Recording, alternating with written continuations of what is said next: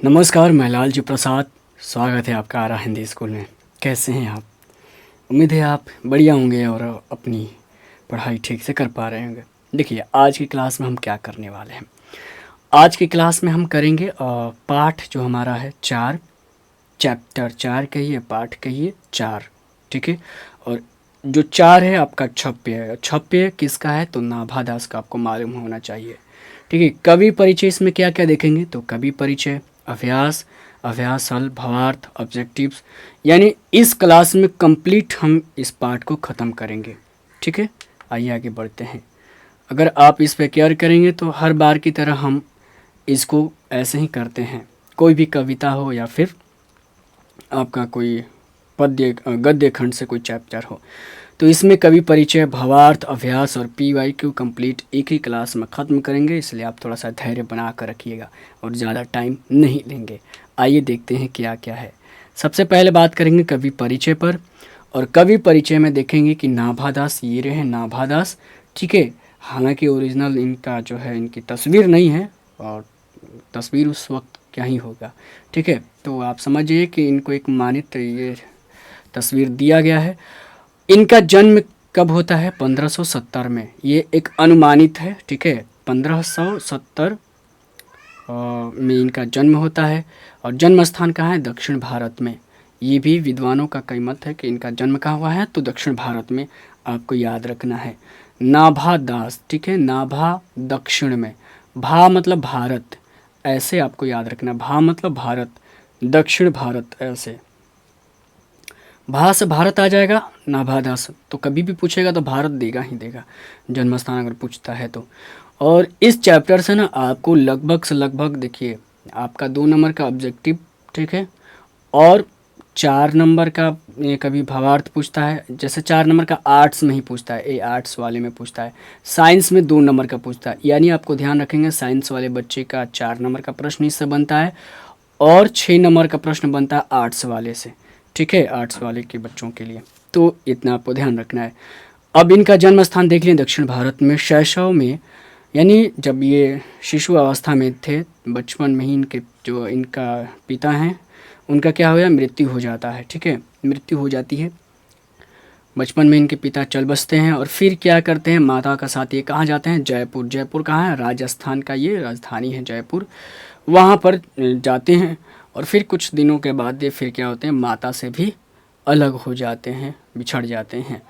इनकी रुचि क्या है? तो लोक भ्रमण, यानी जगहों, अलग अलग जगहों पर घूमना फिरना, भगवत भक्ति करना, काव्य रचना, और सबसे ज़रूरी चीज़ है वैष्णव दर्शन में इनका जो है काफ़ी रुचि रहा है। ये ध्यान रखना है। इनके जो दीक्षा गुरु रहे हैं उनका नाम क्या है? अग्रदास। अग्र अली भी उनका नाम है, दूसरा अग्र अली कहिए, लेकिन ज़्यादातर पूछा जाएगा अग्रदास। तो सवाल बनेगा कि बताइए कि नाभा दास के दीक्षा गुरु कौन है या फिर गुरु कौन है? तो अग्रदास।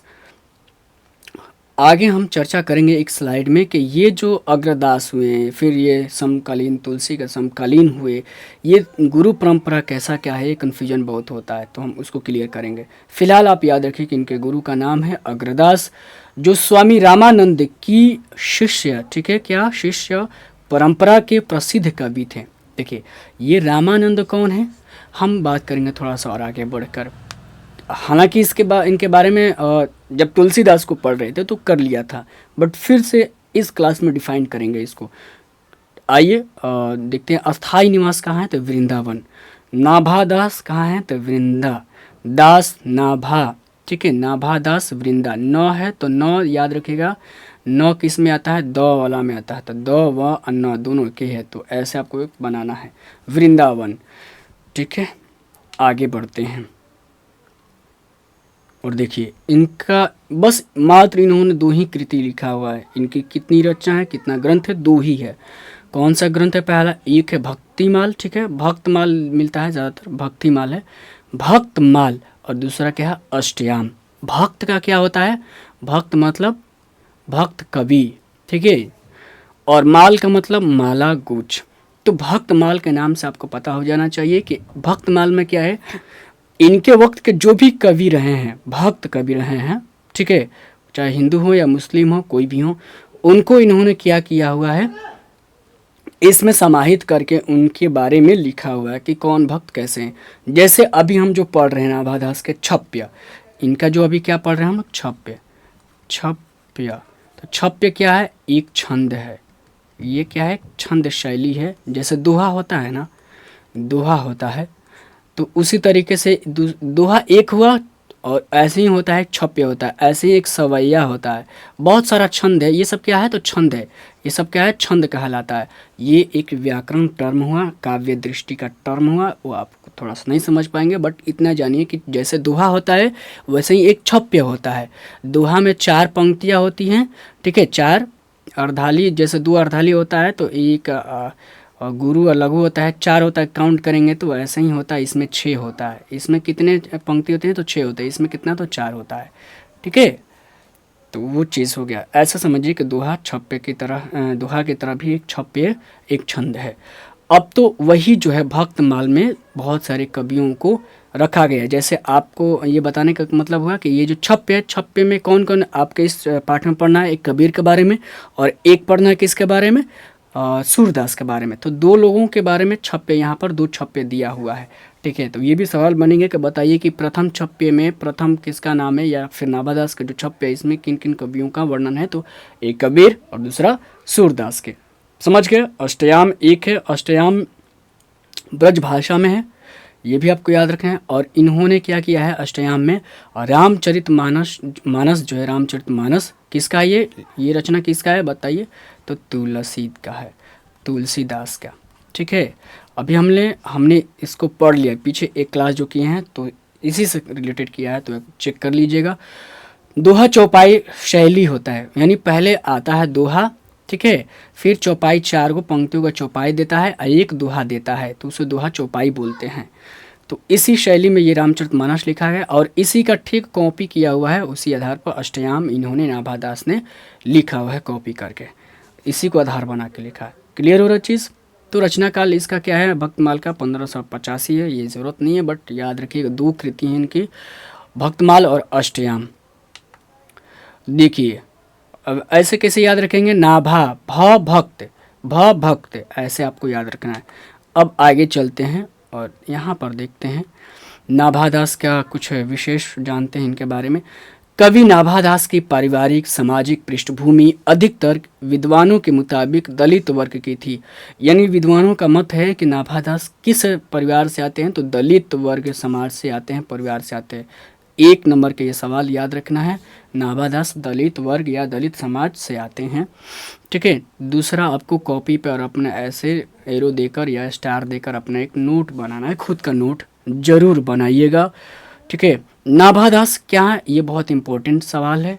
ये जो पंक्ति बहुत इंपॉर्टेंट है, सवाल यहीं से बनता है कि नाभादास बताइए कि कौन से भक्त कवि हैं या किस धारा के कवि हैं। जैसे हर बार की तरह सभी कवियों के बारे में पूछा जाता है, इनके बारे में भी ये सवाल बन चुका है कि नाभादास बताइए ये कौन से भक्त कवि हैं। तो ये सगुणोपासक राम भक्त कवि हैं, यानी राम का इन्होंने भी भक्ति किया है जैसे तुलसीदास ने किया हुआ है। क्लियर हो रहा है। तो एक यहाँ पर बनता है कौन से धारा, तो सगुणोपासक यहाँ यानी सगुण उपासक हैं ये, यहाँ पर उपासक ना दे देगा, सगुण भक्ति धारा, ठीक है, सगुण धारा के यहाँ पर लिख देगा सगुण धारा। तो ये सवाल बनेगा, बताइए कि नाभादास किस धारा के कवि हैं, तो सगुण धारा के हैं, ठीक है। और उसमें भी सगुण में कौन से हैं, भक्ति। सगुण में 2 भगवान की आराधना या भक्त हुए हैं, जैसे एक हुए हैं सूरदास, कृष्ण भगवान का सगुण में होता है, एक होता है राम का होता है। तो ये किस में के हैं, राम के भक्ति शाखा के ये कवि हैं नाभादास। क्लियर हो रहा है। अब आगे देखते हैं उनकी भक्ति प्रचलित राम भक्ति से थोड़ी भिन्न। अब जैसे देखिए राम भक्ति तुलसीदास ने भी किया है, बट तुलसीदास ने एक दास्य भाव में, करुण भाव में किया हुआ है। भगवान एक आदर्श रूप में किया हुआ, भगवान राम का वर्णन किया है आदर्श रूप में, ठीक है। तो मर्यादा के रूप में किया हुआ है। कौन, तुलसीदास ने, किसके बारे में, राम के बारे में। जो कुछ भी लिखा है, रामचरितमानस लिखा हो या वैरवय रामायण लिखा हो, गीतावली लिखा हो, दोहावली लिखा हो, कवितावली लिखा हो, ठीक है, जानकी मंगल लिखा हो, ये जो भी तुलसीदास ने लिखा है ये सब ग्रंथ, तो इसमें क्या है, एक मर्यादा की बात कही है उन्होंने राम के प्रति। तभी तो मर्यादा, राम पुरुषोत्तम को एक मर्यादा के रूप में दर्शाया है इन्होंने। कहीं देखे हैं उनके प्रेम में भी, जहाँ सीता मैया से भी प्रेम के प्रसंग चलती है तो वहाँ भी उटपटांग देखें क्या, प्रेम रस या ये श्रृंगार का उस तरीके से देखें, नहीं देखे होंगे रामायण में भी। तो वही चीज़ यहाँ पर कहा जा रहा है कि उनकी भक्ति से ना, जो राम भक्ति किए हैं तो उनसे इनका यानी नाभादास का जो भक्ति है बिल्कुल अलग भक्ति है। ठीक है, आइए आगे समझेंगे किस तरीके से। इनमें उसमें मर्यादा के स्थान पर यानी राम भक्ति यानी जो तुलसीदास मर्यादा की बात कहें तो ये क्या कहें कि नहीं, इन्होंने माधुर्य भाव यानी प्रेम की बात की है, मधुरता की इन्होंने दर्शन को वहाँ पर पुट किया है, रखा है। ठीक है, यही माधुर्य भाव। तो सवाल यहाँ से बनता है कि बताइए कि नाभादास जो हैं इनका जो है राम भक्ति में कैसी दृष्टि रही है, या इन्होंने किस दृष्टि का प्रतिपादन किया है या पुट किया अपने ग्रंथों में। तो माधुर्य भाव, नाभा माधुर्य, ऐसे याद रखना है। अब आगे देखते हैं, वे गोस्वामी तुलसीदास के समकालीन थे। समकालीन किसके? तुलसीदास। आपके पाठ पुस्तक में दो ही रचनाकार हैं, कवि हैं, एक तुलसीदास दूसरा नाभादास। यही दो लोग हैं जो किस शाखा से आते हैं? भक्ति यानी राम भक्त के। यही दो राम भक्त कवि लगे हैं, आपको कन्फ्यूज नहीं होना, याद रख लेना। एक तुलसीदास राम भक्त कवि, एक नाभादास राम भक्त कवि। तुलसीदास का राम भक्ति थोड़ा सा अलग है, इन्होंने भक्ति जो किया थोड़ा अलग किया हुआ है, नाभादास भी अलग किए हुए हैं। ये दो चीज़ क्लियर हुआ। तो जब दोनों हुए तो दोनों क्या, एक दूसरे का समकालीन। समकालीन का अर्थ होता है एक ही समय में होना, ये दोनों एक ही समय में रहे। और मैं यहाँ पर एक पॉइंट और जोड़ता हूँ, एक बिंदु, कि ये तुलसीदास, नाभादास क्या है? तुलसीदास का क्या है? मित्र हैं, क्या है? दोस्त है। चूँकि एक ही गुरु के दो चेले हुए, आगे क्लियर करेंगे, एक ही गुरु के दो चेले हुए और उन दोनों गुरुओं के चेला के अलग अलग चेला हुए, तो ऐसे हम आगे समझेंगे, कंफ्यूज हो जाएंगे। आइए कैसे समझते हैं, थोड़ा सा और आगे पढ़ लेते हैं तो समझाते हैं कैसे ये समकालीन हुए थे। तो और स्वामी रामानंद के शिष्य परंपरा को अभी समझेंगे कि स्वामी रामानंद बार बार आ रहा है, तुलसीदास में भी ये तो राम। एक चीज़ आप थोड़ा सा एक्स्ट्रा सीख लेंगे कि ये गुरु परंपरा कैसे रहा। राम का शुरुआत यानी हम लोग आज जो राम को रामनवमी मनाते हैं, भगवान राम को पूजते हैं, ये इनकी शुरुआत कौन किया, कहाँ से हुई, गुरु परंपरा कैसे चला, किन लोगों का बहुत महत्वपूर्ण इसमें स्थान है, हाथ है, ये सब देखेंगे अभी। थोड़ा सा धैर्य रखिएगा क्योंकि नया चीज़ आप सीख रहे हैं। शायद यूट्यूब पर कोई भी टीचर पढ़ा रहे हो ये चीज़ ना बताएं, बट आपको एक दृष्टि मिलनी चाहिए। आप पढ़ तो रहे हिंदी, क्लियर करना ज़रूरी होता है। आपको हिंदी पढ़ें तो थोड़ा सा और कुछ जानिए इसके बारे में। तो आइए, कृष्ण दास पैहरी। ठीक है, देखिए ये कृष्ण दास पैहरी के प्रिय शिष्य यानी नाभादास जो हैं, नाभादास के गुरु कौन हुए? नाभादास के गुरु कौन हुए? देखिए यहाँ पर अग्र हुए, और अग्रदास के कौन से गुरु हुए? कृष्णदास पैहरी के प्रिय शिष्य और भक्ति कवि अग्रदास। यहाँ दे रहा है ना, देखिए नाम भी दे दिया है अग्रदास के। देखिए नाभादास के गुरु कौन है? अग्रदास। और अग्रदास के गुरु कौन है? कृष्णदास। और कृष्णदास के गुरु कौन हुए? अनंतादास। और अनंतानंद। और अनंतानंद के गुरु कौन हुए? आपका रामानंद। और रामानंद के भी गुरु कौन हुए? तो आपका राघवानंद। और राघवानंद के गुरु कौन हुए? तो रामानंद हुए। ऐसे गुरु परंपरा चलते आता है। क्लियर हो रहा है? नहीं क्लियर हो रहा होगा, अभी मैं लिखित रूप में बताऊंगा, थोड़ा सा 2 मिनट का समय आप दीजिएगा। आइए आगे बढ़ते हैं फिलहाल के लिए। इस तरह वे वैष्णवों के एक निश्चित संप्रदाय में दीक्षित थे। कौन? नाभादास। वैष्णव क्या होता है? वैष्णव दर्शन या वैष्णव संप्रदाय एक निश्चित संप्रदाय में दीक्षित हुए, यानी पढ़े लिखे ज्ञान को अर्जित किया। वैष्णव का मतलब होता है भगवान विष्णु के जो पूजा आराधना करने के जो मत बनाया गया उसको वैष्णव धर्म या स्थान दर्शन कहा जाता है। वैष्णव मत कौन किसका? भगवान विष्णु की पूजा पाठ आराधना। तो जिसमें आप भगवान कृष्ण किसके अवतार हैं? विष्णु के। राम किसके अवतार हैं? विष्णु के, है ना। तो इन दोनों का जब हम पूजा पाठ आराधना जो कुछ भी करते हैं तो किस में आता है? ये वैष्णव धर्म कहलाता है। एक होता है शैव दर्शन कहलाता है, या धर्म के ये शैव दर्शन। तो शैव दर्शन में भगवान शिव की पूजा होती है। ऐसे ही वैष्णव धर्म में संप्रदाय या दर्शन में हम किसकी पूजा करते हैं? विष्णु की, यानी उनके अवतार के रूप के, यानी कृष्ण और राम का। क्लियर हो रहा? शैव दर्शन और वैष्णव दर्शन यहाँ पर क्लियर। अब आगे बढ़ते, किंतु उनकी सोच और मान्यताओं में किसी तरह की संकीर्णता नहीं है। जैसे तुलसीदास ने किया है, तुलसीदास ने जब भी किया है तो केवल एक दृष्टि को लेकर चला, यानी उनको जातीय कवि कहा गया। किसको? तुलसीदास को जातीय कवि क्यों कहा गया? क्योंकि उन्होंने सिर्फ भगवान राम और थोड़ा कृष्ण का भी वर्णन किया है, यानी दोनों का वर्णन किया है। तो उन्होंने एक दृष्टि को लेकर चला है, यानी राम एक क्षत्रिय, एक राम भगवान का ही आराधना एक स्थापित करने की ज़्यादा कोशिश किया उन्होंने। बट नाभादास ऐसा नहीं है, बल्कि नाभादास ने हिंदू हो या मुस्लिम हो या कोई भी हो, या सगुण उपासक हो या निर्गुण उपासक, यानी भगवान को न मानने वाले और भगवान को चित्र रूप में, मूर्ति रूप में मानने वाले, सबको समाहित करके इन्होंने भक्ति, वैष्णव भक्ति किया है।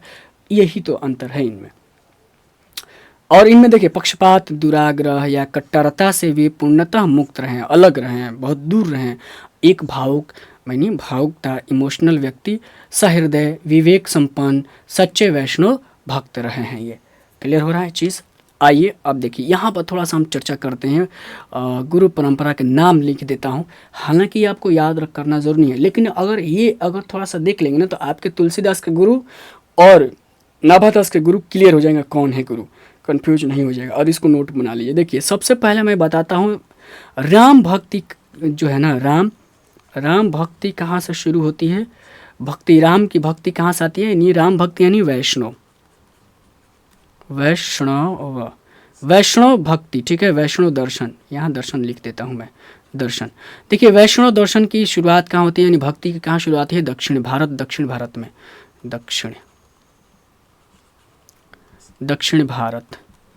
दक्षिण भारत में 12 अलवार संत हुए, संत जिनको अलवार कहते हैं, ठीक है।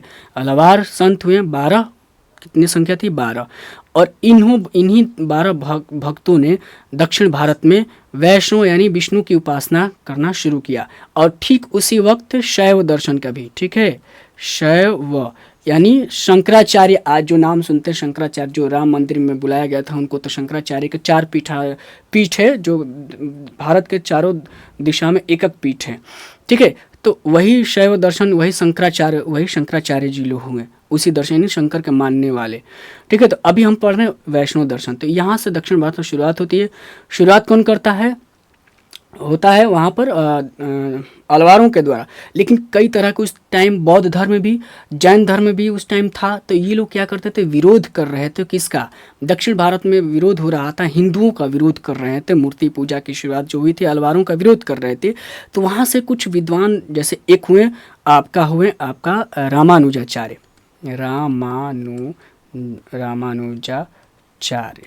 ठीक है।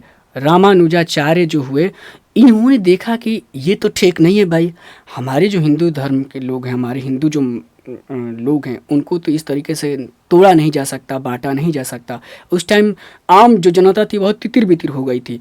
तब जाके इन्होंने एक श्री संप्रदाय ले आया, ठीक है, श्री संप्रदाय ले आया, श्री मत कहिए या संप्रदाय कहिए। और इसी मत में भगवान राम की पूजा होती है, ठीक है। किस मत में पूजा होती है, तो श्री संप्रदाय में। तुलसीदास किस संप्रदाय से आते हैं, तो श्री संप्रदाय में ही आते हैं, ठीक है। और इसका एक दर्शन कौन होता है,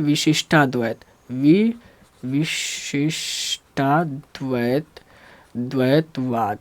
हालांकि ये सब बहुत ज़्यादा हो जाएगा आपके लिए, लेकिन ये आप थोड़ा समझिए कि क्या चीज़ें हो रही हैं, ये कन्फ्यूज नहीं है ना। श्रीमत का ही एक दर्शन होता है विशिष्टाद्वैत, और इसी में भगवान राम की पूजा होती है, ठीक है। भगवान राम की पूजा शुरू होती है।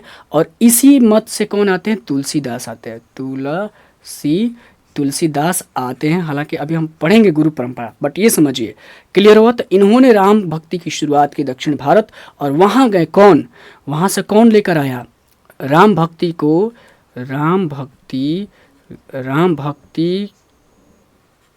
को उत्तर भारत में रामानंद,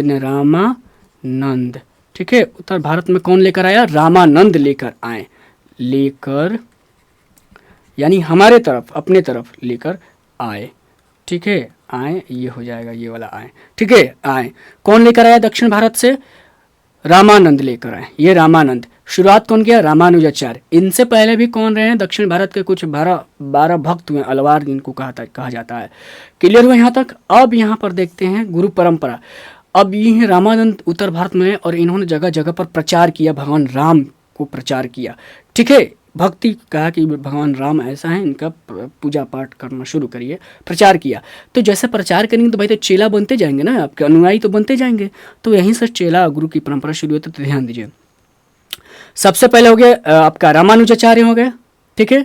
फिर पहला हो गया रामानुजाचार्य, रामानु सॉरी मिस टाइप हो गया, इसको हटाओ।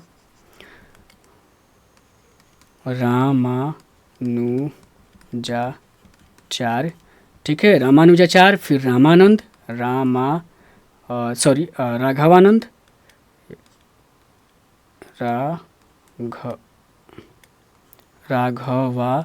राघवानंद। थोड़ा सा आप धैर्य रखेंगे क्योंकि सीखना बहुत कुछ ज़रूरी है ये सब। राघवानंद होते हैं। फिर आते हैं रामानंद, और रामानंद के कितने चेले होते हैं? रामानंद ने प्रचार किया था ना, तो रामानंद के कितने होते हैं? 12 शिष्य होते हैं, और इन्हीं में कबीरदास आते हैं। कबीरदास शिष्य कितना होते हैं? इनके शिष्य 12 शिष्य होते हैं। रामानंद के कितने शिष्य? 12 शिष्य। और इसी में आते हैं कौन? कबीर भी आते हैं।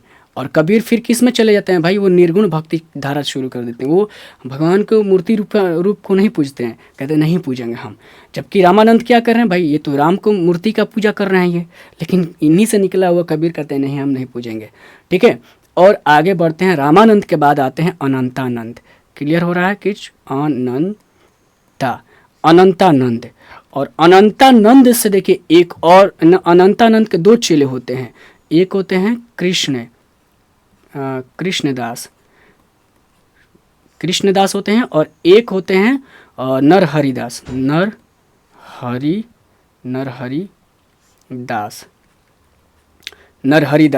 ठीक है। और इनका भी 2 चेले होते हैं। कृष्णदास का 2 चेले होते हैं, जिसमें आपका अग्रदास आता है, अग्रदास।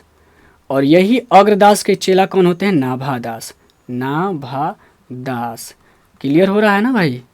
देखिए कहाँ से है? यही अग्रदास हुए ना गुरु। किनका? नाभादास के गुरु कौन हुए? ये हुए अग्रदास, ठीक है।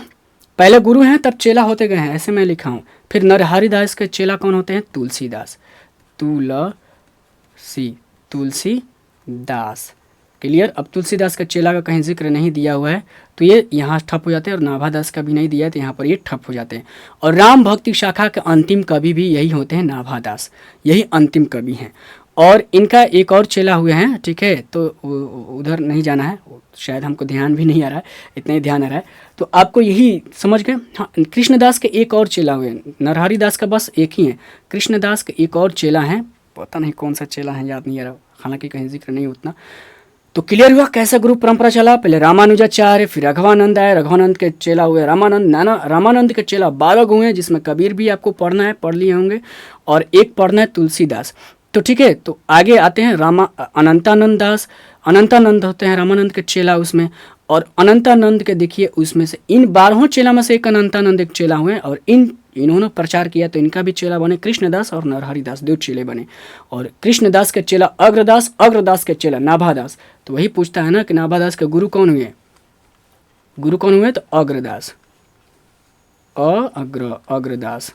क्लियर हो रहा है? इस फिर नरहरिदास का चेला कौन है? तुलसीदास, अर्थात तुलसीदास के गुरु कौन हुए? तो नरहरिदास। ये चीज़ राम है, इसलिए समझाया कि कहाँ से राम की पूजा शुरू हुई है, ठीक है। राम को हम भगवान कहाँ से मानते हैं भाई? तो इसी परंपरा से मानते हैं। तो देखिए कहा जाता है ना, कवि के अंदर कितना पावर होता है भाई, कि वो किसी चीज़ को भी स्थापित कर सकता है। भगवान को कौन स्थापित किया? राम को, कृष्ण को कौन स्थापित किया? इन्हीं लोगों ने स्थापित किया। राम कोई भगवान थोड़ी है जीता जगत, बल्कि इन्होंने अपने, देखिए हालांकि आपको भी लगेगा कि ये क्या बता रहा है। मैं अगर हकीकत बताऊं, भगवान कोई राम कोई भगवान नहीं है, बल्कि एक समझिए कि जब आप कोई कहानी पढ़ते हैं तो उस कैरेक्टर का क्या हुआ भगवान, उस कैरेक्टर के, जैसे उसने कहा था लहना, उसने कहा था कि मूल नायक कौन है? लहना सिंह है। तो कवि लेखक ने, कहानीकार ने तो कहानी लिख दिया। अब धीरे धीरे वो इतना फेमस हो जाएगा, दुनिया में इतना फेमस हो जाएगा कि वो कहा जाएगा कि लहना सिंह एक जीवित प्राणी था, इस धरती पर कोई जीवित था, कौन? लहना सिंह था। ऐसे ही बढ़ते चला जाएगा। ऐसे ही राम को बढ़ाया गया है, लिखते लिखते बढ़ा दिया गया है, उनके गुण को इतना ना वर्णन किया गया है। हालांकि इतिहास में कहीं देखेंगे आपको राम का कोई मिलेगा ही नहीं कुछ, लेकिन हाँ प्रमाणित कर दिया गया, इन्होंने इतना ना लिखा है कि वो प्रमाणित हो गया है, ठीक है। चलिए आगे समझते हैं।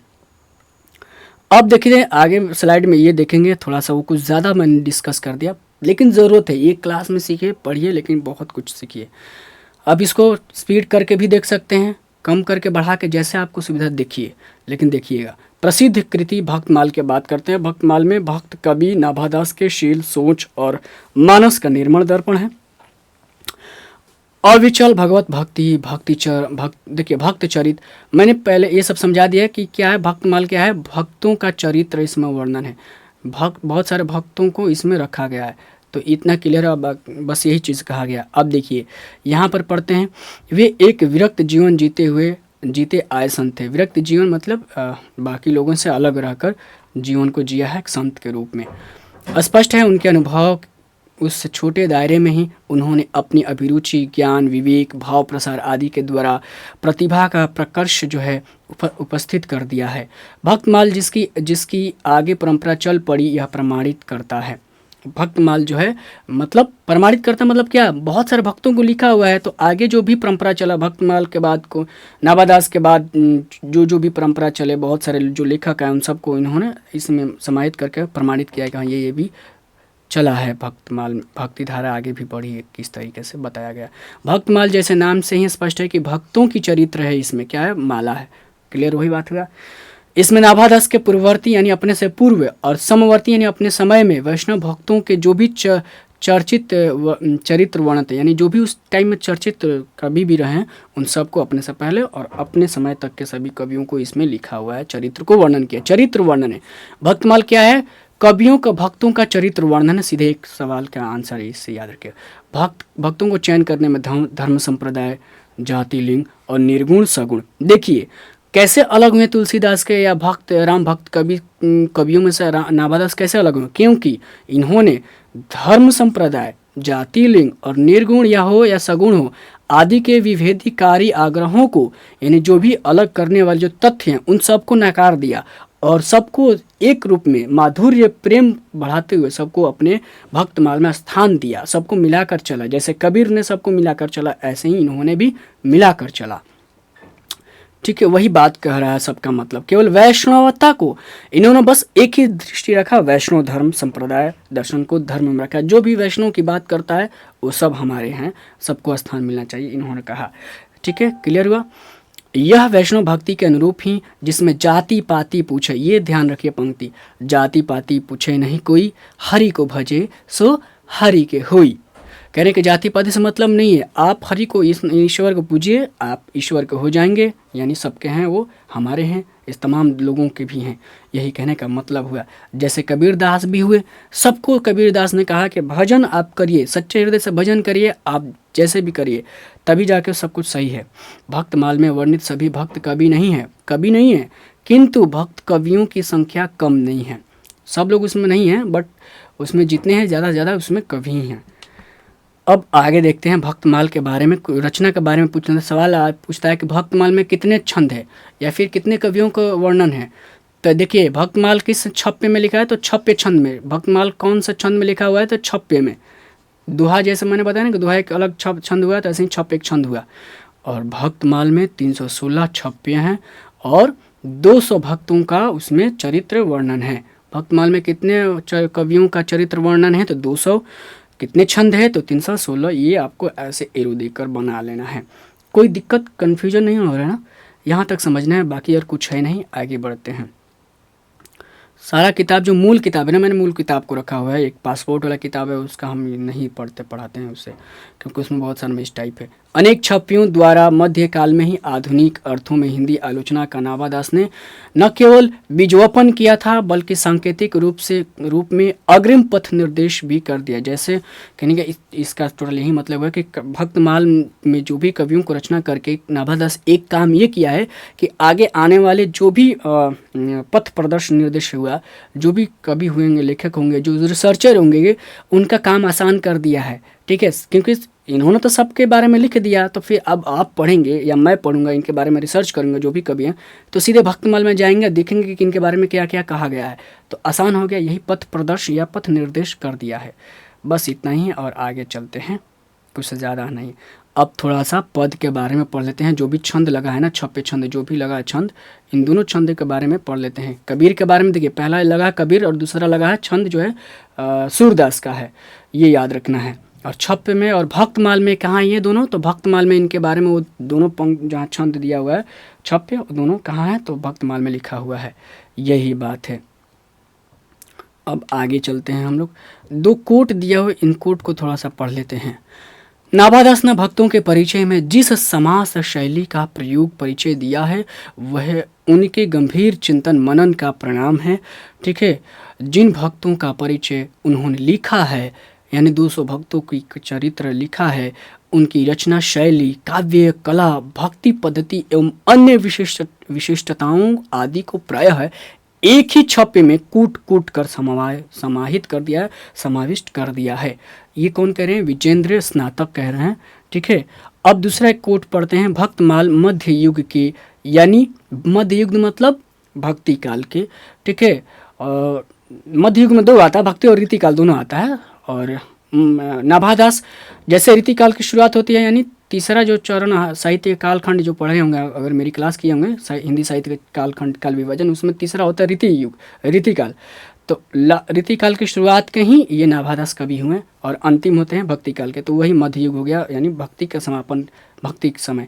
वैष्णव आंदोलन की जो रूपरेखा है समझने के लिए सबसे अधिक प्रामाणिक और महत्वपूर्ण सामग्री प्रस्तुत करता है कौन, भक्तमाल। कौन कह रहे हैं, माता प्रसाद गुप्त हैं, इन्होंने कहा हुआ है। अगर समझना है भक्ति मध्य काल को समझना है तो आप भक्तमाल को पढ़ लीजिए, आप उस समय के इतिहास को समझ पाएंगे। इनका कुल मिलाकर यही मतलब हुआ। देखिए दो छंद दिया हुआ है, छंद में दो छप्पे यहाँ पर है, भक्त कवि कबीर के बारे में और दूसरा दिया हुआ है सूर के बारे में। तो इनको पढ़ के नहीं, सीधे हम भावार्थ पर चलते हैं। ये भी एक सूरदास का दिया हुआ है, देख लीजिए ये सब। अब या ये कबीर के पहले भावार्थ करते हैं। कबीर के बारे में क्या नाभादास जी कहे हैं, देखते हैं।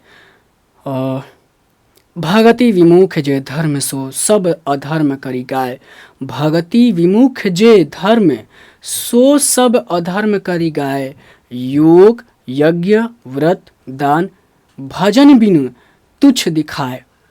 देखिए प्रस्तुत पंक्तियां जो है कहाँ से है, उद्धृत है, तो नाभादास द्वारा रचित क्या है, भक्तमाल से उद्धृत है, लिया गया है। बस इसको नोट नहीं करना है, मैंने हिंट दिया कि कहाँ का है ये पंक्ति, तो वहाँ से भक्तमाल से। अब इसका अर्थ देखिए, कभी कहते हैं, नाभादास कहते हैं कि जो व्यक्ति भक्ति से विमुख है, विमुख मतलब दूर हो जाना, विमुख मतलब अलग होना, दूर होना, भक्ति से, जो भगति मतलब भक्ति से विमुख हो जाते हैं, यह हो जाता है, जो व्यक्ति हो जाते हैं, ठीक है, हो जाते हैं, यह हो जाता है, ठीक है, वह अधर्म में लिप्त व्यक्तियों की तरह कार्य करता है, यानी वह अधर्म में लिप्त हो जाता है। यानी सो माने वह जो है सब, यानी वो सब व्यक्ति जो धर्म से विमुख होते हैं, भक्ति जो करते हैं, वो अगर भक्ति नहीं करते हैं तो क्या करते हैं, वो अधर्म की तरफ चले जाते हैं, करेगा, यानी अधर्म की तरफ जो भी करते हैं अधर्म की तरह करते हैं, यही बात है और कुछ है नहीं।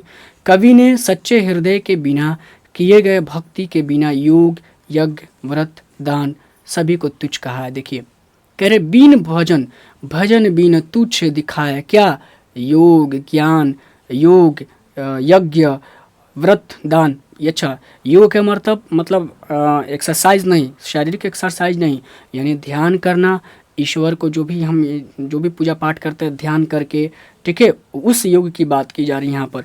यज्ञ मतलब हम तमाम तरह के यज्ञ, चूँकि अब तो यज्ञ कहाँ ही हो रहा है, बहुत कम हो रहा है, बट उस समय यज्ञ बहुत हो रहा था।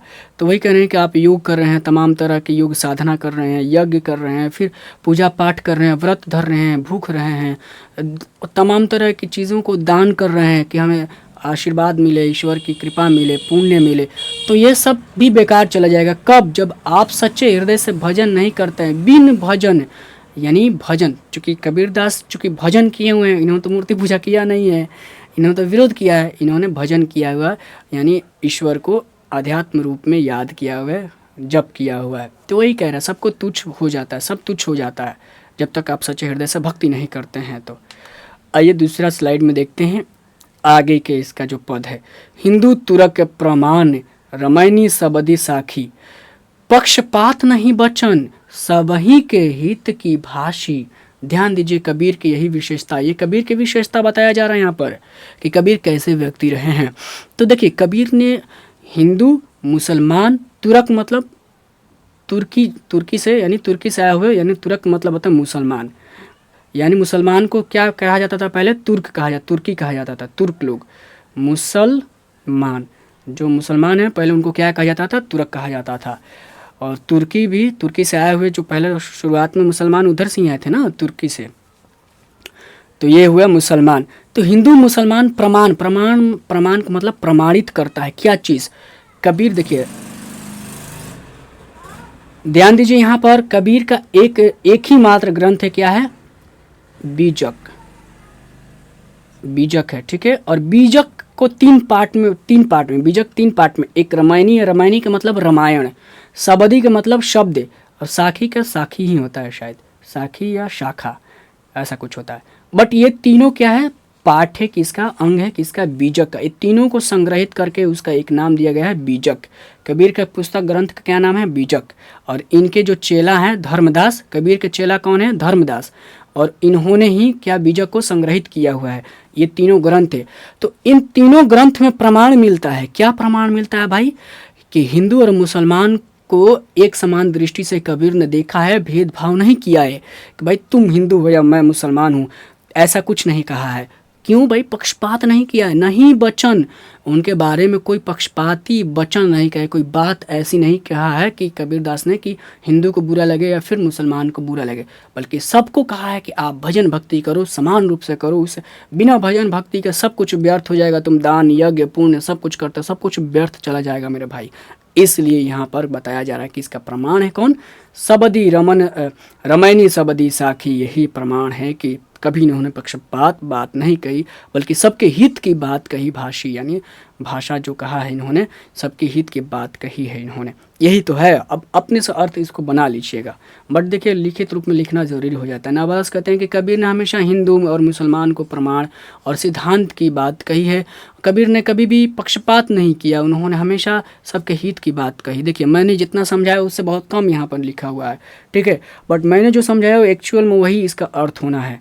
दृष्टि होनी चाहिए ना एक। मैंने आपको थॉट दिया ना। अच्छा यहाँ पर लिखा है क्या? सबदी रामायणी के बारे में नहीं लिखा है, लेकिन मैंने बताया कि ये क्या चीज़ है। तो कबीर का ये ग्रंथ का ये हिस्सा है, अलग अलग खंड है। आइए बात करते हैं आगे। अब देखिए कबीर में ही पढ़ते हैं जो आगे की जो पद है। आरूढ़ दशा। आरूढ़ दशा मतलब आरूढ़ दशा हवे जगत पे। अब आरूढ़ का मतलब सवार हो जाना, दशा मतलब हालत स्थिति, हवाई माने होना, जगत पे मुख देखी नहीं भ है कि क्या है भाई? अच्छा ठीक है। कबीर कानी राखी नहीं। कानी मतलब कान ओढ़ना, ऐसा नहीं कान ओढ़ता है सबको इधर उधर बात करता है। कानी ओढ़ी नहीं, राखी नहीं। वर्णोश्रम षट, वर्णोश्रम मतलब वर्ण जाति भेद, ठीक है। षट दर्शन मतलब षट दर्शनी, षट दर्शनी। षट दर्शन मतलब षट मतलब तो छह है, छह दर्शन। हमारे भारतीय परंपरा में 6 दर्शन को प्रतिपादित किया गया है, ठीक है। मैंने यहाँ पर लिखा भी हुआ है, आप गूगल भी करके पढ़ सकते हैं कि इन दर्शनों के बारे में क्या है। 6 दर्शन या षट दर्शन क्या होता है, गूगल करके पढ़ सकते हैं ज़्यादा नॉलेज के लिए। बट यहाँ पे देखिए आरूढ़ दशा हवे जगत पे मुख देखी नहीं भ का मतलब क्या होता है? 1 मिनट मैं थोड़ा सा टाइम लीजिए। क्या भ क्या हो गया है? नहीं भनी है, ठीक है ना। यहाँ पर कह तो रहे हैं कि भनी, भ क्या होता है? भनी, यहाँ पर भनी।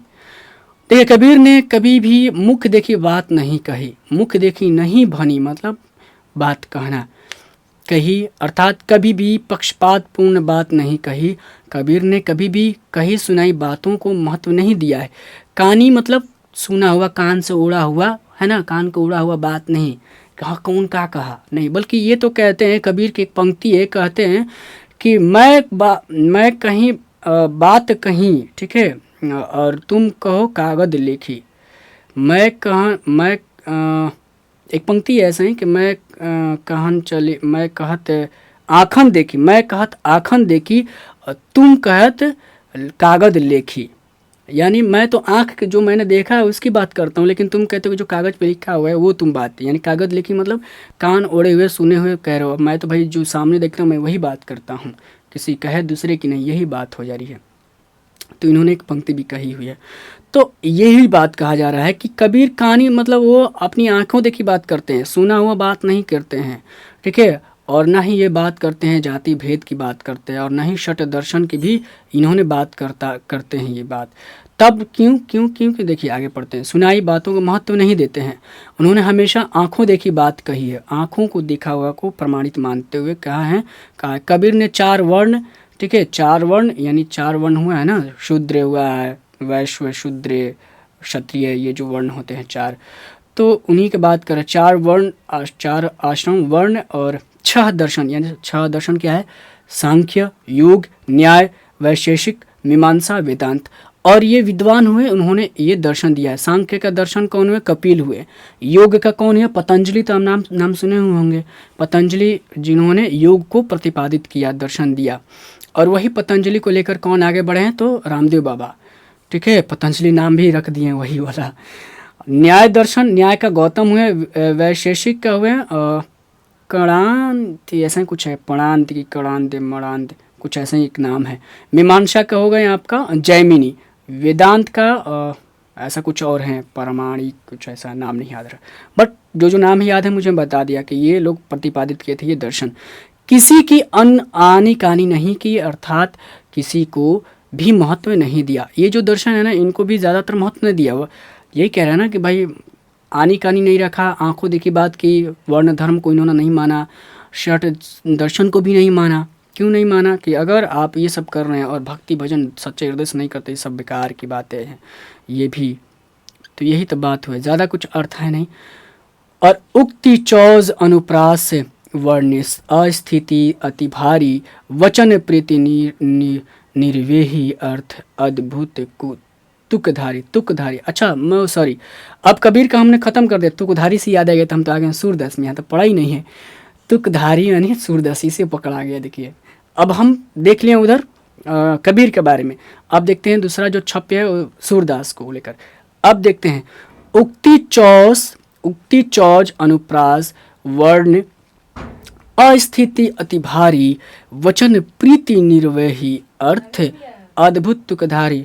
हाँ खोलो, देखो ना मेरे थी डिलीट हो गया क्लास। हाँ क्लास अभी कर देते नहीं ना, मतलब कर देते नहीं, क्लास करके फिर बताते नहीं।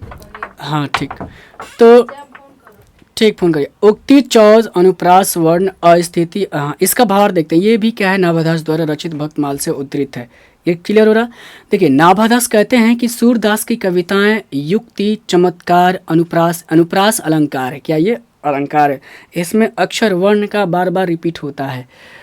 तो हालांकि उधर मत जाइए, नहीं समझ पाएंगे, बट इतना समझिए कि क्या है, इन्होंने क्या है, युक्ति, चमत्कार, अनुप्रास वर्ण से भरी हुई है। इनकी जब जो भी पद है, छंद, इन्होंने जो भी कुछ लिखा हुआ है, जब पढ़ेंगे ना तो उसमें बहुत सारा अलंकार मिलेगा। उसमें इतना चमत्कार रहेगा ना, जैसे बाल कृष्ण के रूप में लिखा है, सूरदास के बचपन के ऐसे ऐसे घटनाओं को इन्होंने वात्सल्य रूप में पिरोया है कि उसमें जो जो शब्दों का इन्होंने एक लय दिया है, क्रमबद्धता दिया है, उसमें आपको चमत्कार मिलेगा कि अरे क्या कह दिए हैं, आप उसे और मतलब मोहित हो जाएंगे इनके चमत्कार से। अनुप्रास अलंकारों का इन्होंने ज़्यादा उसमें समावाहित किया हुआ है। तो ये बातें कही जा रही हैं, तो सीधे याद रखिएगा सूरदास की कविताएं युक्ति, चमत्कार, अनुप्रास वर्ण से भरी हुई हैं। सूरदास की कविताएं लयबद्ध हैं, मतलब लयबद्ध का मतलब सूरदास आपको मालूम है कि ये गाते भी हैं, ये बहुत अच्छे गायक गीतकार भी रहे हैं, गाते थे ये। तो वही तभी तो इनके गुरु ने बोला कि वल्लभाचार्य बोला कि क्या गाते हो, कुछ भक्ति पद करो। तब इन्होंने बाल कृष्ण दसम स्कंद जो है, भगवत गीता का जो दसम स्कंद है, वहाँ से इन्होंने भगवत पुराण के दसम स्कंद से इन्होंने भगवान बाल कृष्ण के रूप का वर्णन किया। वही बात कही जा रही है यहाँ पर कि इतनी लयबद्धता है कि आप खुद गाएंगे, और उसमें मैंने गाया भी है। इनके पद को यानी गीति पद ये लिखते हैं, ज़्यादातर लिखे हुए हैं, यानी ऐसे पद जो गाया जा सके और संगीतात्मक होती है। अभी बताएं दिया भाई, संगीत की आप उसे यूट्यूब पर मारेंगे सर तो इनके बहुत सारे पद को लोगों ने गाया हुआ है।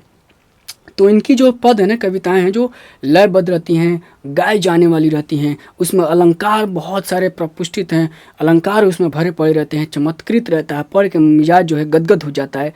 इतना आप समझिए बस। सूरदास अपनी कविता की शुरुआत जिन प्रेम भरी वचनों से करते हैं, उसका अंत भी उन्हीं वचनों से करते हैं। ये खासियत बात है।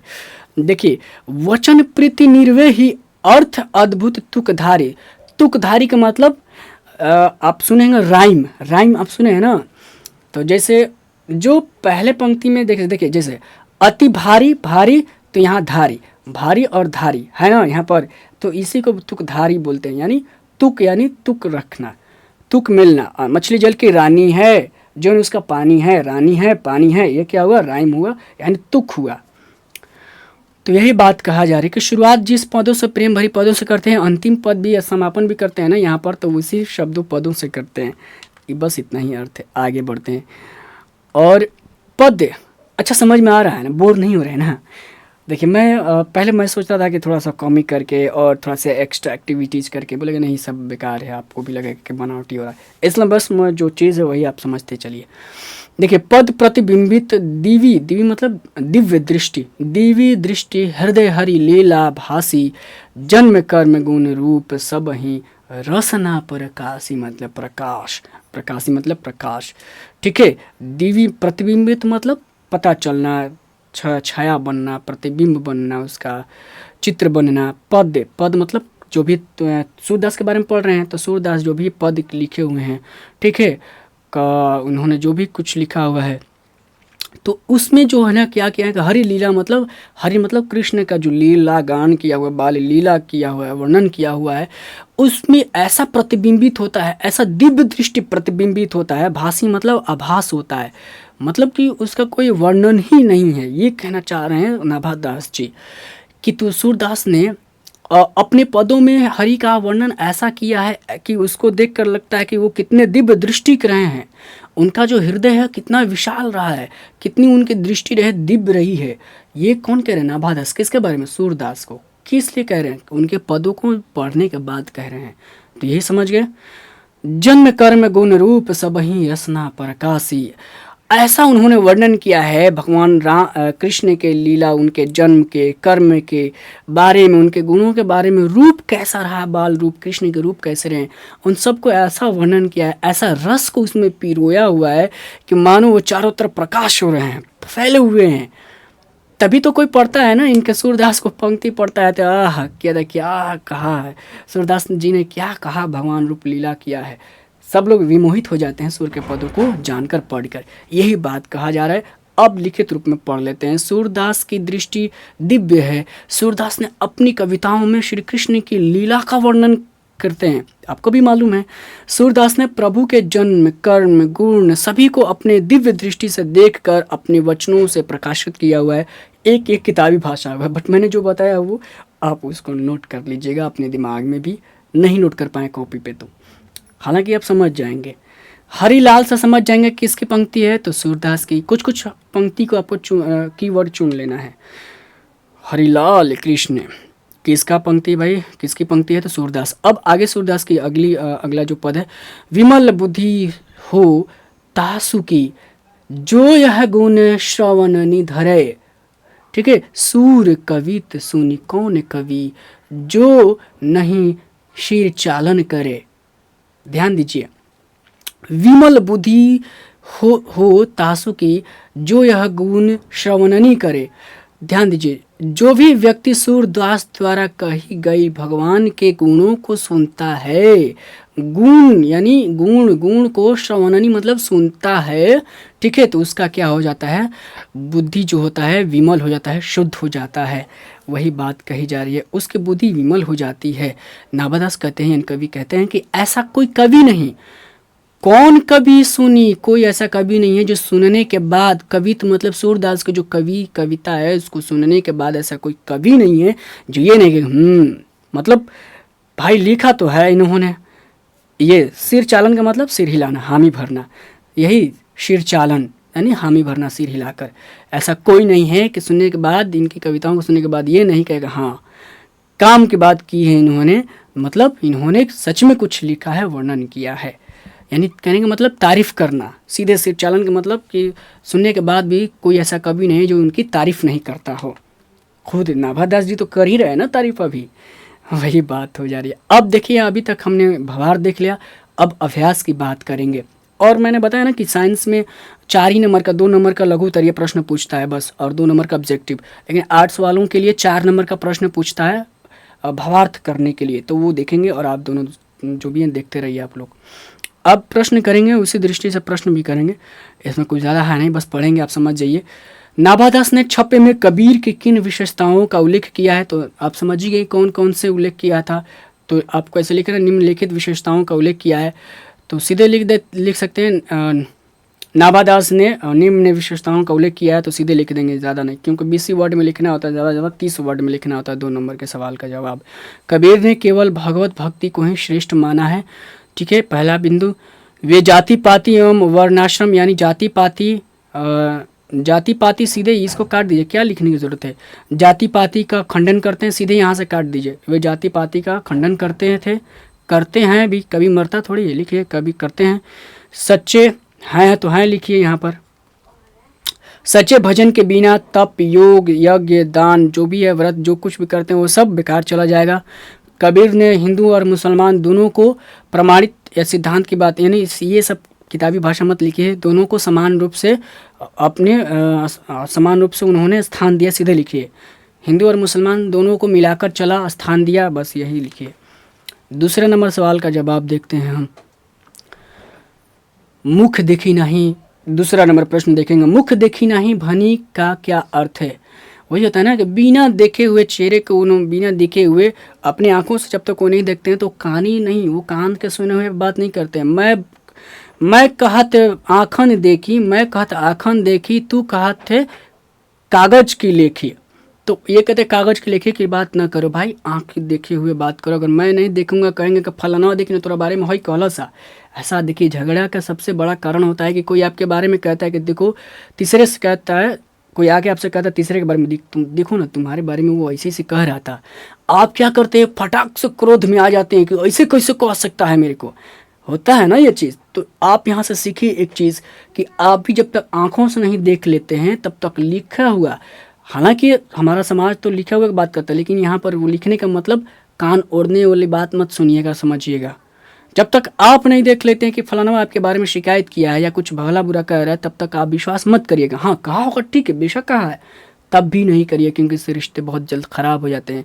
हाँ, फिर अगर कोई सामने से कहता है तब कहिए कि हाँ आपने ऐसा कहा, फिर झगड़ा नहीं करना, बल्कि उनको भी समझाना कि नहीं ऐसा नहीं कहिए, गलत चीज़ है। बट आंख देखी आप भी विश्वास करिए, कहने का मतलब है ये। तो कह रहे हैं कि मुख देखी नहीं भानी का अर्थ होता है मुख देख कर नहीं बोलना, ऐसा भी है। और एक पंक्ति यहाँ कबीर कह रहे हैं कि कबीर पर इसका लागू होता है, क्योंकि कबीर ने भी कभी मुख देखी बात नहीं की। मुख देखी के बाद अब अच्छा, यहाँ पर मुख देखी नहीं का अर्थ यहाँ बोला है कि जैसे ये नहीं देखे कि आप हिंदू हैं कि मुसलमान हैं। कबीर ने एक तो मैंने अभी जो बताया कि वो आँखन देखी बात कर रहा है, लेकिन यहाँ क्या मुख देखी बात कर रहा है, मैं दूसरा अर्थ समझा दिया, सॉरी। वो आँखन देखी रहता तब जो अभी समझा वो, लेकिन यहाँ मुख देखना का अर्थ हुआ, मतलब ऐसा नहीं है कि चेहरा देखो बोला ना, कह रहे देखना, चेहरा देख के वो सब काम करता है, मतलब उसको अपना आदमी चिन्हा रहा है, हम नहीं चिन्हा रहे हैं। जब कोई कोटा लेने जाते हैं, कोई सामान लेने जाते हैं तो होता है ना, चिन्ह के काम करता है वो, ऐसा होता है। तो वही कह रहा है कबीर ने कभी मुख देख कर नहीं कि ये हिंदू हैं तो ये हमारे हुए, मुसलमान हैं तो वो दूसरे हुए, ऐसा उन्होंने कभी नहीं कहा है।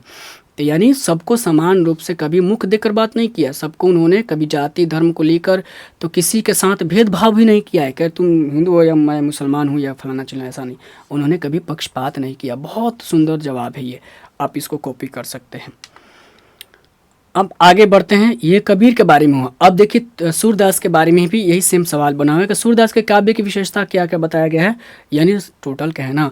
तो इसको जानने के बाद ना सूरदास का भावार्थ भी आप जान लेंगे, उधर कबीरदास के भावार्थ का मोटा मोटी भी चीज़ जानने लगे, यही अर्थ होता है। बहुत अच्छा सवाल सेट किया गया है इसमें।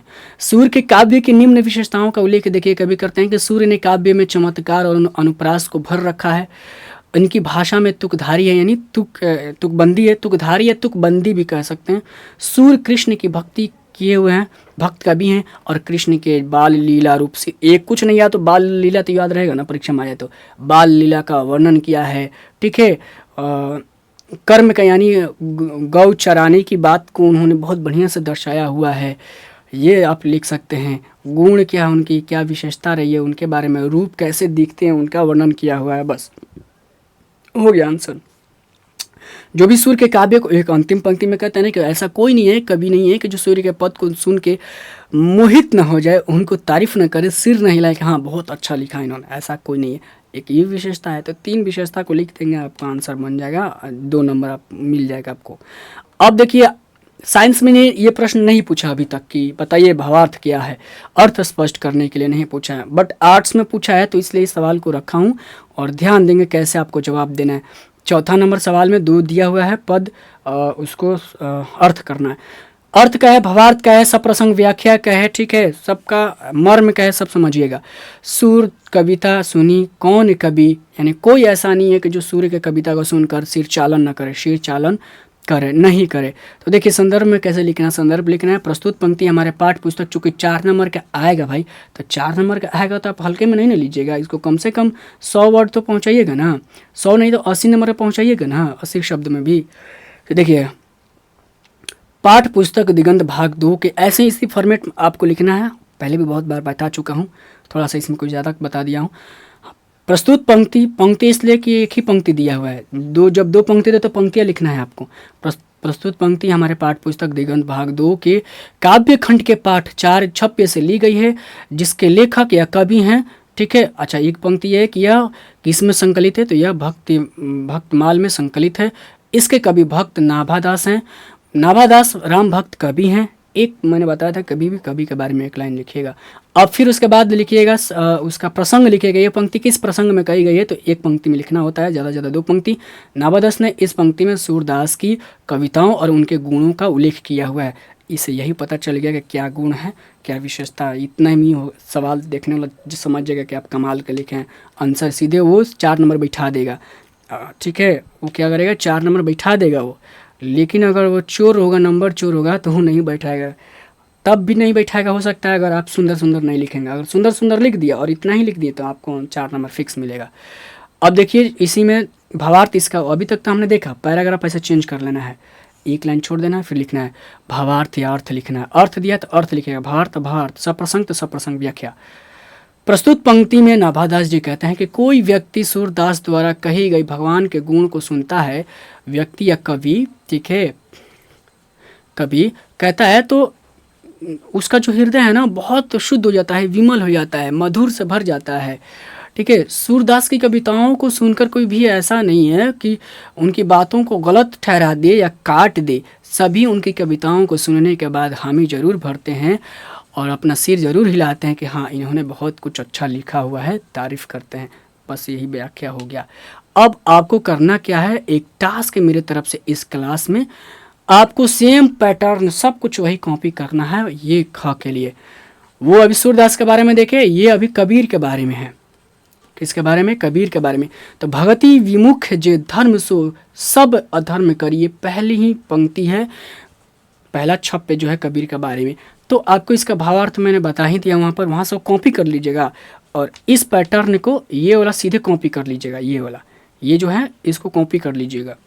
हाँ, कॉपी नहीं करना है, थोड़ा सा चेंज करना है। क्या कॉपी यही रहेगा, यहाँ पर ये चेंज करिएगा। जब इस पंक्ति के बारे में लिखें ना तो ऐसा ही क्या करिएगा, इस पंक्ति के बारे में 1 लाइन लिखिएगा कि इसमें क्या कर रहे हैं। तो लिखिएगा कि कबीर प्रस्तुत पंक्ति में इसमें कबीर नाभादास कहते हैं, यानी कबीर के जो है विशेषता के बारे में वर्णन करते हैं, ठीक है, सोच के बारे में वर्णन करते हैं। बस इतना भी लिख दीजिए, काम चलेगा। फिर पैराग्राफ चेंज करके और सेम कॉपी कर लेना जो भावार्थ में पढ़ चुके हैं। आइए 7 नंबर में देखते हैं, ये आपके लिए टास्क हो गया और बता दिए कैसे करना है। कबीर कानी राखी नहीं से क्या तात्पर्य, ये भी बहुत बढ़िया हमने समझ लिया, पहले भी सवाल में समझ लिया, लेकिन समझिए कबीर कानी राखी से तात्पर्य है, क्या तात्पर्य है, से तात्पर्य है कि कबीर ने भगवान की भक्ति को ही महत्व दिया है। उनके लिए 4 वर्णाश्रम 6 दर्शन का कोई महत्व नहीं है। कबीर ने जनमानस को भी षड दर्शन और वर्णाश्रम की बुराइयों की और क्या करते हैं, सबका ध्यान ले जाते हैं और उनके विचारों को विरोध करते हैं, मानने से विरोध करते हैं, मानिए मत, सब छोड़िए। वही कह रहे हैं कहानी रखी नहीं। अब जो मैंने समझाया तो वहाँ ना कि कबीर कहते हैं कि मैं कहता का आँखिन देखी और तू कहता कागज की लेखी वाली बात को आप वर्णन कर दीजिएगा।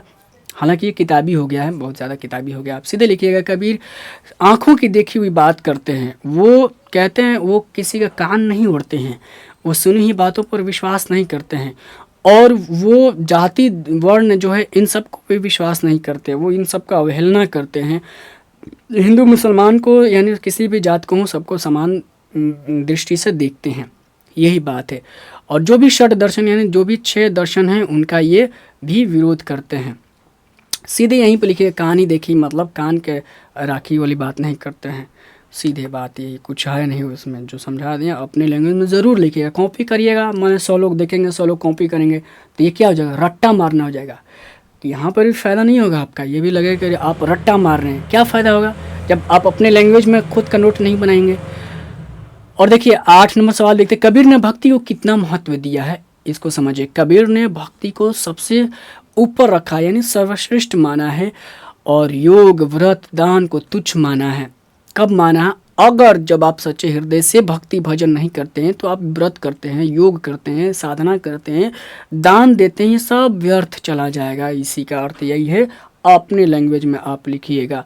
दिखावे की भक्ति से ज़्यादा महत्व मन की भक्ति को दिया हुआ है।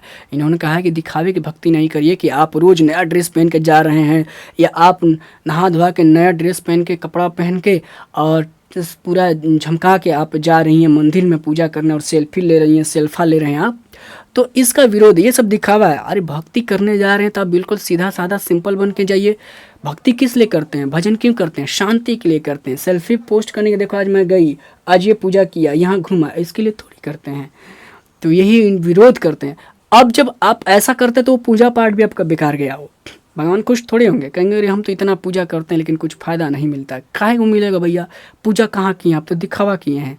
वही कबीर कह रहे हैं कि आप दिखावा नहीं करिए, बल्कि और जब दिखावा करेंगे आप तब कितना भी तप अब जप कर लीजिए, कितना भी गरीबों को दान दिया, एक आज हमने उसको दान दिया, दान तो देते हैं, कुत्ता को खिलाते हैं, गाय को खिलाते हैं, ये सब बेकार चला जाएगा जब आप सच्चे हृदय से जब भक्ति नहीं करते हैं। तो इतना समझाने का यही अर्थ हुआ, बस यही आपका आंसर हो गया।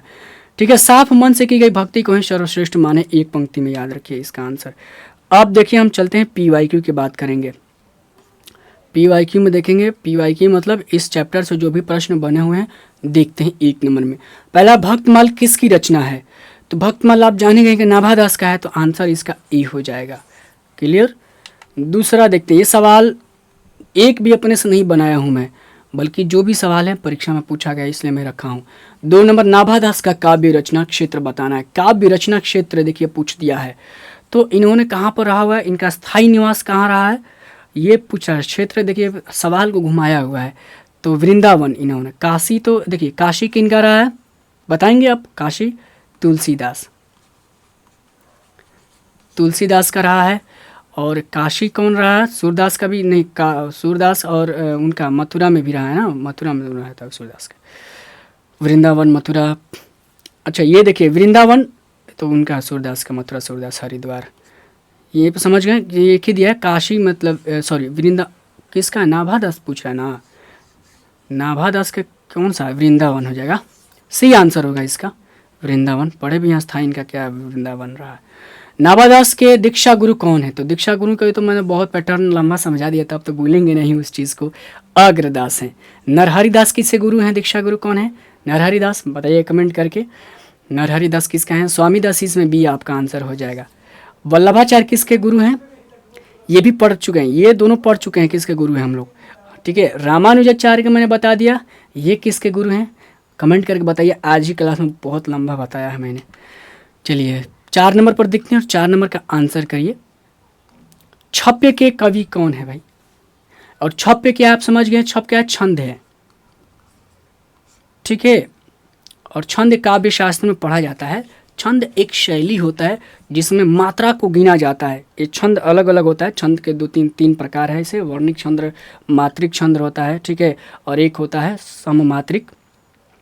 ऐसे 3 इसको छंद को 3 छंद कितने होते हैं, 3 छंद होते हैं। और 3 छंदों में भी एक मात्रिक छंद होता है, एक अर्धमात्रिक होता है, एक सममात्रिक होता है। वो मात्रा का गणना किया जाता है जो भी दोहा है, लेकिन वो आप टचर हो जाएंगे दिमाग का, ये क्या क्या बताता है ये मत जाइए। आप इतना समझिए कि छंद एक होता है और उस छंद में छप्य होता है, दोहा होता है, कवित्व होता है, सवैया होता है, बहुत सारे ऐसे और होते हैं। तो इसमें बताना है कि किसका है, तो आप जानेंगे। ये तो पढ़ रहे हैं हम लोग, डी आंसर हो जाएगा, कोई कन्फ्यूजन नहीं होना चाहिए। अब आइए नाभा दास मैं जानता हूँ एक का दो लोग ही यहाँ तक पहुँचेंगे, क्योंकि लंबी क्लास कौन देखता है। कोई हम तो चर्चित हैं नहीं फेमस में, हमारा अपना आपका ये क्लास फेमस तो है नहीं कि बहुत सारे देखेंगे, बट आप अगर आ गए हैं तो समझिए कि आप बहुत कुछ सीख चुके हैं। नाभादास किसके समकालीन थे, ठीक है, तो यह मालूम हो गया कि तुलसीदास के हैं, और तुलसीदास के क्या है, मित्र भी हैं।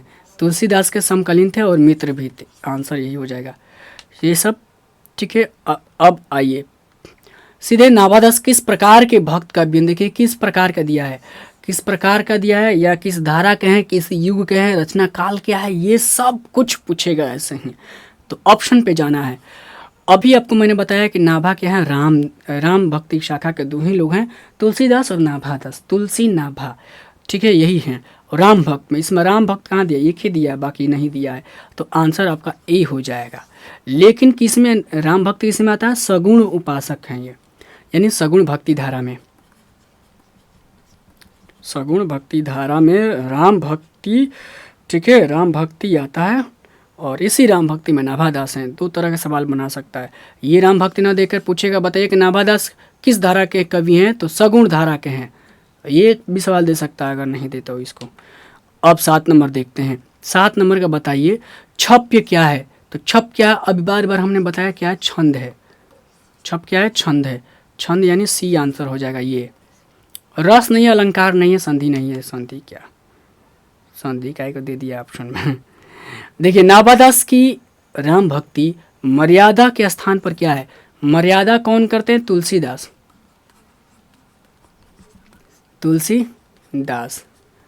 वात्सल्य, हालांकि अगर मैं बात करूं कृष्ण भक्ति में तो वात्सल्य की कौन बात करते हैं, सूरदास। वात्सल्य सब समझिए, वात्सल्य एक बार मैं इसलिए बता रहा हूँ कंपैरिजन से आप जल्दी सीखेंगे। सूरदास, सूरदास, ठीक है, सूरदास, वात्सल्य की सूरदास बात करते हैं, मर्यादा की तुलसीदास बात करते हैं, और नाभादास किसकी बात करते हैं, माधुर्य की बात करते हैं, यानी सी आंसर, माधुर्य की बात कौन करते हैं, तो नाभादास। अब 9 नंबर देखिए, नाभादास जी किस धारा के संत हैं, देखिए अभी बोला धारा, युग, काव्य, तो ये सब भी पूछता है, लेकिन ऑप्शन में देखिए, ऑप्शन में कुछ और दिया हुआ है। तो अभी देखिए शैव का नहीं, शैव में शिव भगवान की पूजा होती है, शिव की पूजा होती है। नाभादास तो राम की पूजा किए हैं ना, तो राम को माने हैं ना इन्होंने, तो राम किस में आते हैं भाई, वैष्णव में आते हैं, विष्णु का अवतार ही राम है ना, तो वैष्णव, वैष्णव। तो देखिए सब समझाएं, देखिए वो प्लट क्या है, सब परीक्षा का सवाल है भाई, मैं थोड़ी बनाया हूँ। वैष्णव आपका हो जाएगा सी आंसर। देखिए जो मैंने पढ़ाया आपको वही मिला है, और मैंने ये जानबूझ के नहीं पढ़ाया है, क्योंकि जो आते गया वो सब समझते गए हैं, जो लिखा वही पढ़े हैं, आंसर देखिए आ गया है। तो यही होता है, पढ़ना बहुत ज़रूरी होता है, डीपली पढ़ना बहुत ज़रूरी होता है। ऊपर ऊपर पढ़ेंगे कोई फ़ायदा नहीं है, भूल जाएंगे सब। नाभादास किसके शिष्य थे, मतलब चेला किसके हैं, तो नाभादास को मैंने बता दिया, बहुत लंबे चर्चा में लंबा पैटर्न बना के बताया था, ये अग्रदास के हैं, ये आंसर हो जाएगा नाभादास अग्र, ठीक है। रामानंद के चेला कौन हुए, तो बताना है, अगर याद है तो देख लीजिएगा पैटर्न। वल्लभाचार्य के किस चेला कौन है, विठलनाथ, वल्लभाचार्य के बेटा कौन है, विठलनाथ हैं, ठीक है। सूरदास किसका चेला है, तो वल्लभाचार्य के, सूर वल्लभा, ठीक है। गुरु कौन, सूर के गुरु वल्लभाचार्य। रामानंद के गुरु कौन हुए, रामानंद के गुरु कबीर, रामानंद किसके गुरु हैं, कबीर के, कबीर के गुरु हुए। और अनंतानंद के हुए, अनंतानंद, ऐसा कबीर के याद रखिएगा, सीधे पूछता है तो पूछेगा, बहुत सारे हैं, 12 वो चेला हैं इनके, सिंगा हुए हैं, बहुत सारे ऐसे और रैदास के हैं, देखिए कबीर हुए हैं, रैदास, रैदास के भी गुरु कौन हैं, रैदास के भी गुरु कौन है, रामानंद ही है। 12 लोग गुरु चेला हुए रामानंद के, ये भी कमाल के किए हैं, यही तो मेन है ना रामानंद। विमल बुद्धि तो हो तासु की, जो यह कविता से है, ठीक है, गुण श्रावणी, ये कहाँ आ गया है, जो यह है गुण, ये ठीक है ना, ये काट दीजिए, ये पंक्ति यहाँ पर लास्ट में है, शीर्षक कविता से, कहाँ कहाँ चला जाता है बे, तो इतना मेहनत करके मैं बनाता हूँ फिर गलत हो जाता है। देखिए तो जो यह गुण श्रवणी निधर है, यह बताना है कि पंक्ति किस शीर्षक से है, तो कवित छप्य से है, सीधे डी आंसर हो जाएगा। कड़बक, कड़बक कौन है, जायसी का है, कड़वा किसकी है? तो जायसी का ये है। कवित बताना है, कवित किसका है? भूषण क्या है? कवित भूषण। कल जो पढ़ेंगे हम भूषण पर पढ़ेंगे, जो नेक्स्ट क्लास करेंगे भूषण पर। पद किसका दिया है? सूरदास का पद दिया है, सूर का, और तुलसी का पद दिया है, तुलसी। दो लोगों का पद पढ़ना है आपको। छप पे किसका हो गया? तो आपका ये हो गया ना ना ना, छप छप छप छप मत कर, ना ना ना छप ना ना छप ना, ऐसे याद हो जाएगा। छपाक ना ना ना ना। आओ भाई 12 नंबर देखते हैं, और 12 नंबर में सवाल पूछता है कि छप्पे के अनुसार सबके हित का वचन कौन कहता है? सबके हित की बात कौन करता है? यानी हित की बात एक ही लोग कहे हैं, कबीर कहे हैं। सी आंसर हो जाएगा। ज़्यादा टाइम इसलिए नहीं ले रहा हूँ ना कि आप तो अभी पढ़े ही हैं, तो आंसर तो सब करेंगे, फिर आप रिकॉल बस ये देखिएगा सवाल का पैटर्न क्या है। आप सवाल का पैटर्न देखिए, ये सब पुनः हुआ है। तो यहाँ तक जो भी प्रश्न पूछे जा चुके हैं आपसे, इस चैप्टर से बहुत कम सवाल आता है, 2 से 4 से 6 ऐसे जो नंबर आते हैं। बट आपने सब कुछ इस क्लास में कंप्लीट देख लिया। अब आपको ज़रूरत नहीं है कहीं और जगह मुंह मारने की।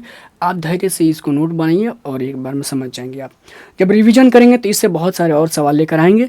बट फिलहाल के लिए यही रहा। कैसा लगा क्लास आप कमेंट ज़रूर करके बताइए आपका ये भाई कितना मेहनत किया, जो आप तक पहुँच पाया, सक्सेस हुआ या नहीं, ये बताइए कमेंट करके। लाइक सब्सक्राइब सब करना है, करते रहिए। बाकी तब तक के लिए दीजिए इजाज़त। जय हिंद, जय भारत।